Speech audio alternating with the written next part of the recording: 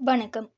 மூணாறில் ஆயுத பூஜை விழா கொண்டாட்டம் வாகன ஓட்டுநர்களின் மகிழ்ச்சிமிகு விழாவாக கொண்டாடப்பட்டது. நேற்றைய தினம் ஆயுத பூஜையை முன்னிட்டு மூணாறு டவுனில் விமர்சையாக சிறப்பு நிகழ்ச்சிகள் நடைபெற்றன.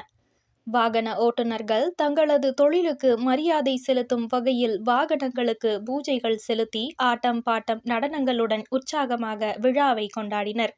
மூணாறில் உள்ள தேவிகுளம் ஸ்டாண்ட், பெரியவாறை ஸ்டாண்ட் மற்றும் மாட்டுப்பட்டி ஸ்டாண்ட் ஆகிய பகுதிகளில் பூஜை நிகழ்வுகள் சிறப்பாக நடந்தன.